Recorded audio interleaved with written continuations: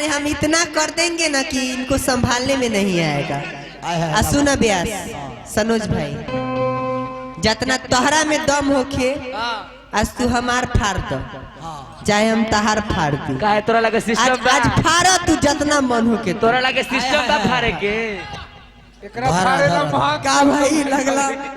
1 minute hello बंद, 1 minute बंद करो, तारा टाइम होई अब। जेको लेवल सुनो ऐसने लड़किया बिया, हां हमरे जैसा लड़का बा बा उ कहता कि सुन डार्लिंग, ए सुन दोपहर बीत गई, हाँ। साँझ हो गई, हां हई हमर जौन गाड़ी लागल बा हाँ। ओइ जे एगो पलानी बा, हां पलानी में आई हो आई हां हमरा एगो प्राइवेट बात बतियाए के बारे अइबू कि ना?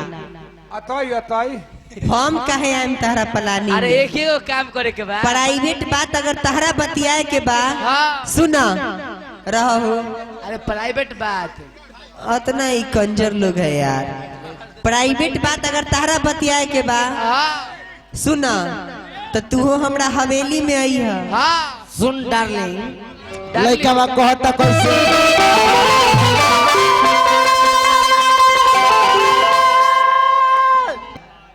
ओहो एकदम फूक के फाड़ दो। घिचा थोड़ा हाथ संभाल के रखे, नहीं तो हाथ तोड़ के एथी में डाल देंगे, गाथे में मुंह में। डार्लिंग, ओकरा से पहले डार्लिंग आपका ग्राहक आ गए हैं, उससे पहले ग्राहक ग्राहक का भाई तू उहे के फोटो लेता रहा। लड़का बा कहता कैसे, ऐसे सुना अरे पितल तू पहरिया, अरे घेर ले यो बसांबा, डार्लिंग ये डार्लिंग खाली चली आई हो,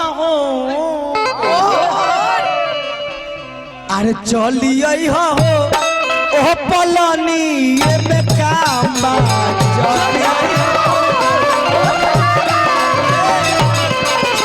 चली आई हो ओ पलानी ये में काम बा।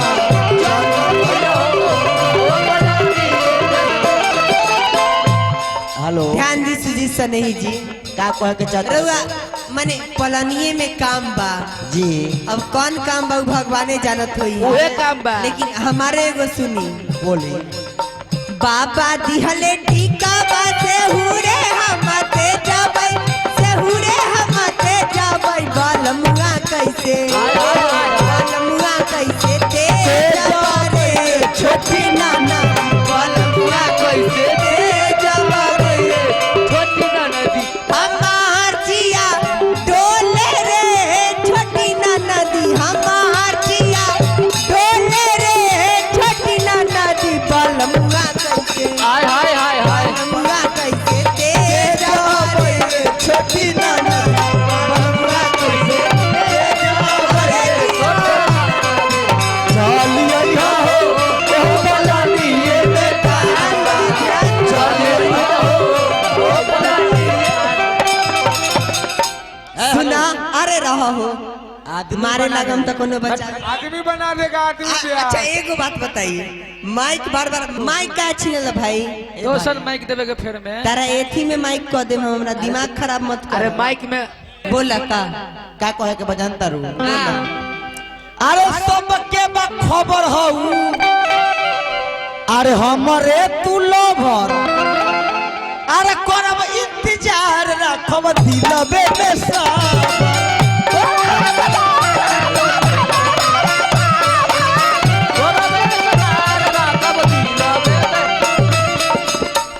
करब इंतजार रखब दिलबे में सबर। सबर सही बात। ओइजा कोनो चीज के कमी नहीं के पलानी में, ओइजा कुर्सी बा, खटिया बा, चटाई बा, पलंग बा, सब कुछ के व्यवस्था, मसलंड बा।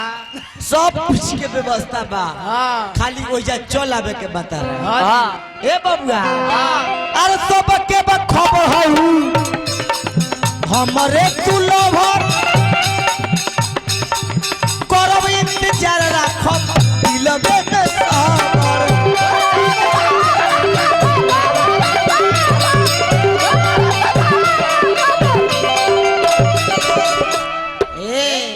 अरे अरे सुते बैठे केहू हमार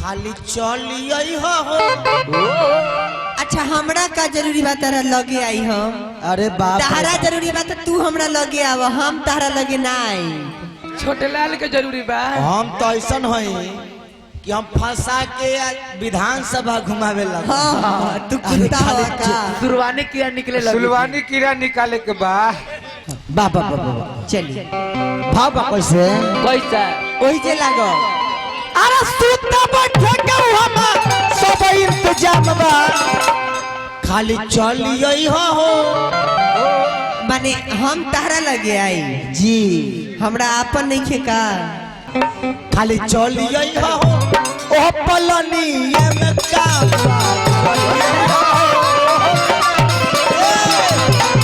चलिए हो ओ पलनी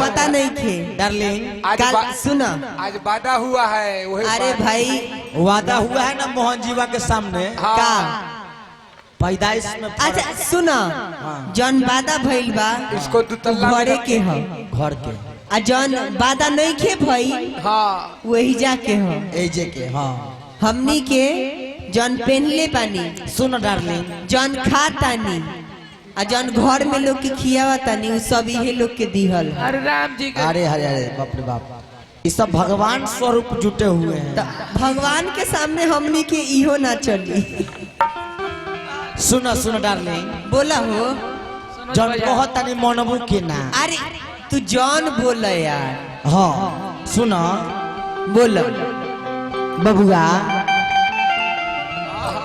अरे केहू नहीं देखी गोरी दबे पाँव आई हो रात भर रही हो तो सवेरे चली गई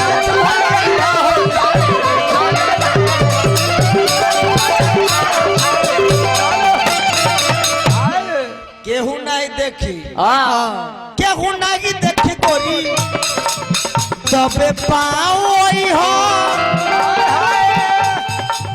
रात भर रही हो तू सवेरे चली गई